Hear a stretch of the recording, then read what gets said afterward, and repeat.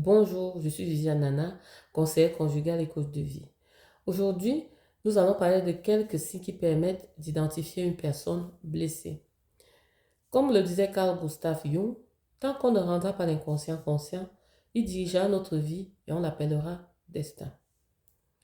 Je ne sais pas si vous l'avez remarqué, parfois on a avec des gens qui, pour une petite remarque déplacée, un petit mot de travers, réagissent d'une manière déconcertante, d'une manière étonnante. Et on se pose la question de savoir, mais qu'est-ce qu'on a dit ou fait qui suscite ce genre de réaction, ce genre de bouleversement? Ce que je voudrais indiquer ici, c'est que parfois on est en présence des personnes dans un corps d'adulte, mais avec à l'intérieur un enfant qui est traumatisé, un enfant qui est blessé. Donc c'est un enfant qui garde encore les traces de violence de son enfance. Et généralement, ces personnes-là ne sont pas conscientes qu'elles ont ces blessures-là en elles. Elles sont complètement ignorantes de l'existence de ces blessures en elles. Et il faut le rappeler pour qu'on le comprenne très bien. Quand une personne a subi une blessure émotionnelle, une lésion émotionnelle, eh bien, cette lésion transforme complètement la personne. Cette lésion change le comportement de la personne qui va adopter voilà, une certaine attitude désormais dans ses relations. Et ce qu'il faut aussi préciser, c'est que ce n'est pas de manière consciente ou volontaire. En fait, c'est le cerveau qui, pour protéger la personne, afin qu'elle n'ait plus à subir ces traumas, afin qu'elle n'ait plus voilà, à ressentir la douleur ou bien à se retrouver dans la situation traumatique, met en place, construit un faux self, construit un masque derrière lequel la personne évolue. Donc, quand on a affaire à ces gens-là, on croit que ce sont ces gens-là qu'on a en face de nous. Mais non, en réalité, c'est la personnalité, c'est le personnage que le cerveau a construit pour les protéger. Et parfois, même ces personnes réagissent en croyant que voilà, elles réagissent du fond de leur cœur, mais en fait, elles ne savent pas qu'elles sont juste le jouet de leur cerveau. Voilà, parce que c'est un mécanisme de protection que le cerveau met en place en construisant tous ces faux selfs-là. Donc, et ainsi, on voit souvent des gens, on ne sait pas toujours ce qu'ils ont vécu dans leur vie. Il y a des personnes qui ont traversé des épreuves vraiment innommables. Il y a des personnes qui ont vécu vraiment des situations tellement traumatisantes, tellement tristes, que ça les a transformés à jamais.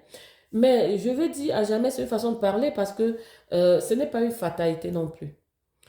Et parfois, nous aussi, face à ces faux selfs-là, on peut juger très vite qu'une personne, voilà, parfois on se dit, non, cette personne est très dure, cette personne est méchante, cette personne est insensible, l'autre est trop sensible, euh, voilà, l'autre a mauvais caractère. Parfois on met des étiquettes comme ça sans toujours comprendre ce qui s'est passé dans la vie de ces gens-là. Attention, je ne dis pas ça pour excuser les réactions ou pour excuser voilà, ces comportements-là qui sont somme toute voilà, dérangeants ou bien même nocifs pour ceux qui, voilà, pour ceux qui ont à les subir. Mais il est important pour comprendre et pour guérir de pouvoir justement remonter, aller à la cause, aller comprendre ce qui s'est passé pour que ces gens-là se comportent pareillement. Donc, cette vidéo est valable pour les gens qui les côtoient et c'est aussi valable pour les personnes blessées elles-mêmes. Comme ça va leur permettre d'identifier aussi des comportements qui ne sont pas corrects vis-à-vis des autres et ça permettra finalement aux autres de pouvoir comprendre que face à certaines attitudes, eh ben, c'est une blessure qui a été ravivée. Donc, la liste n'est pas exhaustive, mais on va donner quelques indices, quelques signes. Vous allez parfois voir une personne qui est très susceptible, toujours sur la défensive, une personne peureuse, une personne euh, qui a des surréactions. Et parfois, vous ne comprenez pas pourquoi c'est comme ça. Eh bien, c'est simplement parce que les personnes blessées, souvent, ont des attitudes, ont des, comment dire, ont des réactions très violentes, très vives, très fortes, agressives. Pourquoi? Parce que quand on dit souvent ou fait souvent certaines choses, elles se sentent personnellement attaquées. C'est comme si on s'en prenait à elles, c'est comme si on les attaquait. Donc c'est pour ça qu'elles vont rapidement dégainer, elles vont rapidement riposter, comme si c'était une attaque, voilà, vis-à-vis d'elles. Alors qu'en principe, en réalité, très souvent, on ne les attaque pas en fait.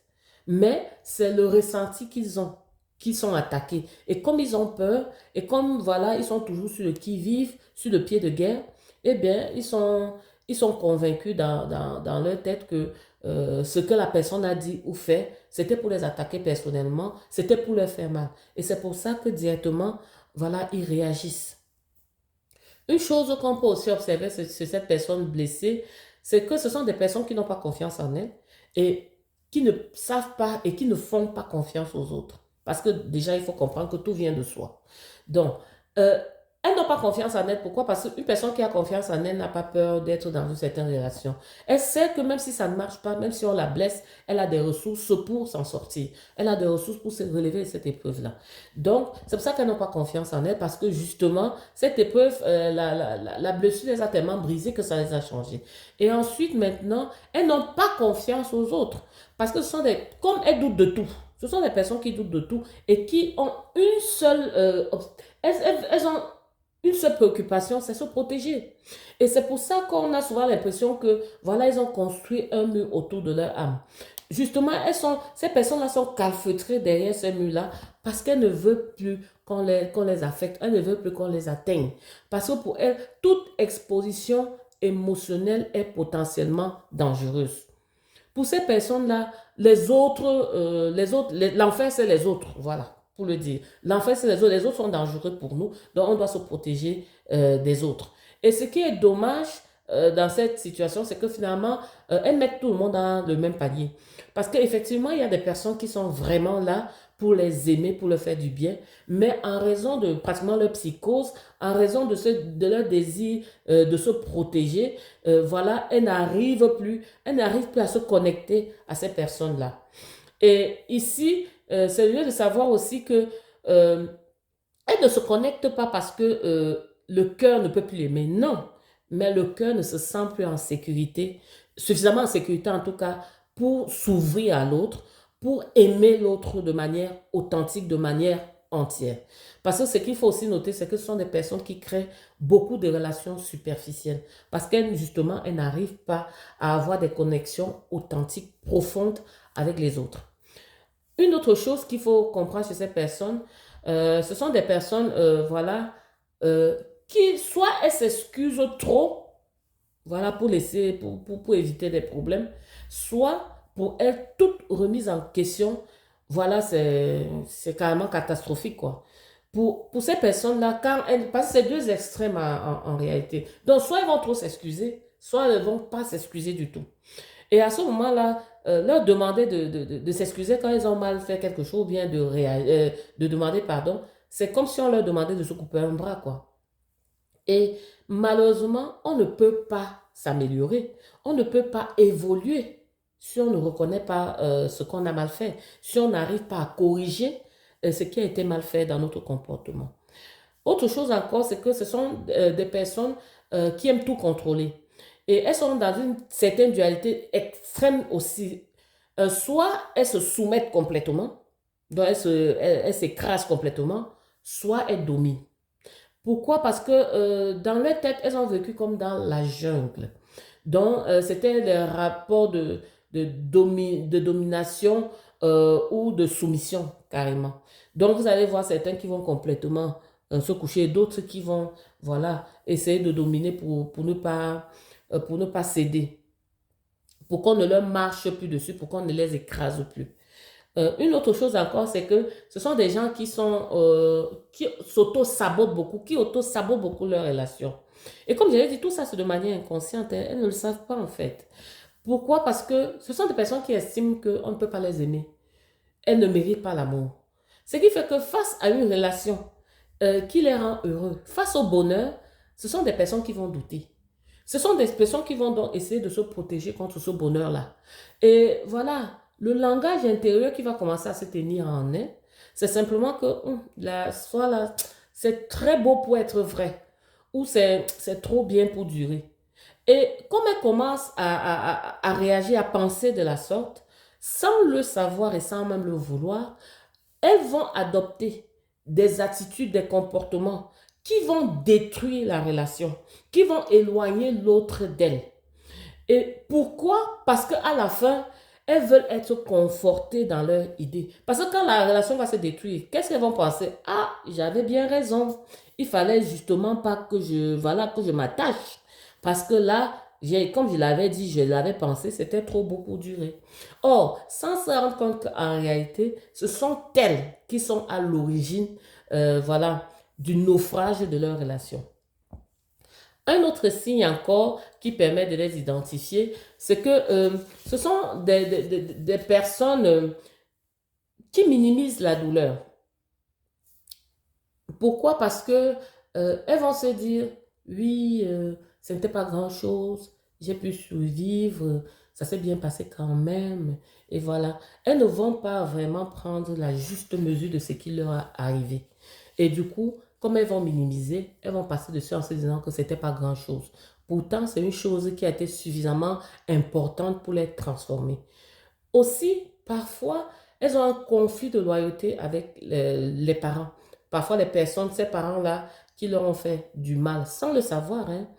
Et elles ont beaucoup de problèmes à juger ce qui s'est passé quand il s'est agi des parents. Parce que dans leur tête, c'est qu'on ne juge pas les parents nous ont envoyés à l'école, les parents ont pris soin de nous et tout. Donc, comme si ils vont diviniser quelque part les parents. Alors qu'en réalité, quand on leur demande, de reconnaître quand même la part de responsabilité des ou du parent dans ce qui leur est arrivé, dans la blessure qui leur a été infligée, en fait, c'est pas pour juger, quoi. C'est simplement pour leur permettre de guérir. Parce que, voilà, pour guérir, il faut que chacun prenne sa responsabilité. Il faut qu'on attribue la responsabilité de chacun. Ce n'est pas leur faute si leurs parents ont fait ce qu'ils ont fait. Pourquoi? Parce que les parents ne sont pas des dieux. Ce sont que des êtres humains qui font du mieux qu'ils peuvent. Et chacun ne donne que ce qu'il a reçu. Donc, autre chose aussi, c'est que ce sont des personnes qui se sentent vides. Peu importe la réussite qu'elles ont. Elles ont parfois des réussites professionnelles, sociales, familiales, financières, mais elles ont beau faire, c'est comme si elles ressentent toujours un manque là, au fond. C'est comme s'il y a quelque chose, un vide que rien n'arrive à combler. Aussi, on remarque souvent une certaine immaturité émotionnelle, psychologique avec ces personnes parce que parfois, quand on les côtoie, dans leur manière de se comporter, de raisonner, elles ont souvent des manières d'agir et puis qui donnent l'impression qu'on a affaire à un enfant. Et cela peut s'expliquer par le fait que justement, quand on est traumatisé, eh bien, psychologiquement, on demeure à l'âge du trauma. Autre chose aussi, c'est que ce sont des personnes qui sont incohérentes, inconstantes. Pourquoi? Parce que la constance et la cohérence reposent sur une chose, l'alignement avec soi-même. Mais comme ce sont des personnes qui ont des faux self, eh bien, elles ne peuvent pas être alignées avec quelque chose, voilà, qui n'est pas authentique en elles. Donc, encore, qu'est-ce que je peux trouver? Bon, il y a plein d'autres choses, hein. Il y a plein d'autres exemples. Encore, je fouille un peu mes trucs pour... Voilà, ce sont des personnes qui ont peur du rejet. Ce sont des personnes qui ont peur du rejet et du coup, ce qui se passe souvent, c'est que elles vont faire tout, parfois et n'importe quoi, pour se faire accepter, pour avoir de la validation de la part des autres. Donc, là, il y a d'autres signes. Comme je l'ai dit, la liste n'est pas exhaustive. Il y a d'autres signes qui peuvent identifier, mais à travers derrière ces signes que je vous ai donnés, vous pouvez déjà apprendre à reconnaître qu'une personne dans sa manière de réagir, c'est une personne blessée, c'est une personne qui porte en elle des traumas. Mais ce que je voudrais aussi faire comprendre ici, c'est que quand la personne réagit, elle ne réagit pas à ce que vous lui avez fait. Elle réagit à la blessure qui existe déjà en elle. Donc, la personne, c'est chacun qui doit prendre la responsabilité de la guérison. C'est chaque personne blessée qui doit prendre sur elle la responsabilité de travailler, de demander de l'aide pour guérir. Parce qu'il n'est pas évident de refaire ce chemin d'introspection sans être aidé. Et c'est pour ça que nous sommes là. Donc, voilà, sentez-vous à l'aise. Voilà, vous pouvez me contacter. Il y a mon numéro de téléphone déjà. Voilà, sur la vidéo. Donc, tout ça pour dire quoi? On peut vous amener à la rivière, mais on ne peut pas vous obliger à boire.